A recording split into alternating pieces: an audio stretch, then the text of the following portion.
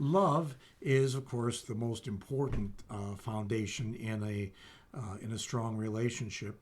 And if we're of the Christian tradition, we believe pretty powerfully in the repeated admonition we get to love our neighbor and love others and give people the benefit of the doubt and so on. Which leads me really to another important quality which is right beneath the surface of love in terms of importance, and that is trust. Now, I can't tell you who to trust, but let's talk a little bit about how to trust, because I think there really are some common aspects of that we can draw on as we determine whether a person or situation is trustworthy, and if so, how to affirm that and how to build upon it. Trust means that we have the confidence that we're not going to be cheated in somehow or misled by someone who has an ulterior motive for behaving contrary to the way they say they intend to behave. That's sort of a convoluted way of saying it, but we know trust is based on an appreciation for the genuine truth that we're getting, or opinion. If it's not truth, it might be something that someone believes very strongly, and they can be trusted too, even if we doubt or question their facts. Motive here is important. If someone is trustworthy, we know they're trying their best to improve the communication, to improve the relationship based on the sharing of information and behaviors that they believe are in our best interest. And so we would also impart our trust to others the same way. If we have a hidden agenda, if we have something we're really trying to get past somebody, we're not worthy of their trust in that situation, and they're not worthy of ours. We live in a very skeptical time in our society. This is now the autumn of 2023 as we share this conversation. People are very doubtful, and they've got good reason to be, I suppose, because of what we hear about through the social media, through radio and television, the mass media, and what we hear sometimes from individuals that we talk to directly.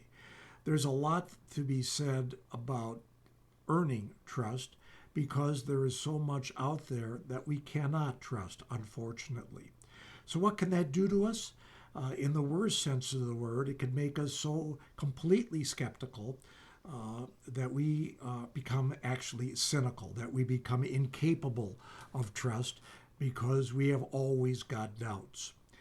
We had a president 40 some years ago, Ronald Reagan, who, in talking about the then Soviet Union, said, "Trust but verify." So here he was trying to build a bridge with an adversary, saying we want to believe what they're telling us, but we have to make sure of it. So we can't just accept it on their word alone, but we have to keep our antennas up and be mindful of the possibility that we're being misled, hoping, of course, that we're not. I think that can be a big part of our individual relationships as well. Not that we need to enter any situation with the degree of skepticism that we would from one superpower relating to another, but again, depending on the situation, of course, we would have greater grounds for skepticism or less, again, depending upon it. If we're talking to someone we love and someone that we know in the past has been reliable, we probably are going to have our guard down pretty far for good reason. They've already earned our trust. On the other hand, if we've been lied to or misled or manipulated in the past, we have great reasons to suspect that that could happen again, and a good reason, therefore, to be skeptical, to trust but verify, if you will. I like the phrase because it gives us the opportunity to tip the balance in favor of trust, while also not being so naive as to accept anything we're told at face value, which can lead to us being hurt, both spiritually and mentally, and also financially if we put our money in the wrong places because we've been tricked into doing so.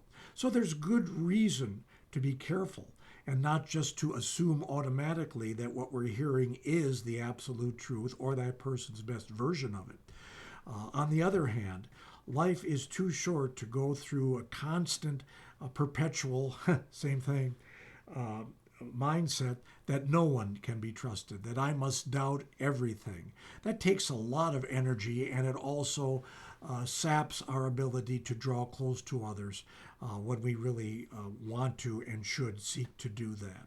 Again, falling back on the Christian identity and the Christian admonition to love our neighbor, trust when we can, and do all we can to not only earn the trust of others, but also to affirm that when someone is in fact genuine, we recognize that and we're able to appreciate them for the good people that they are.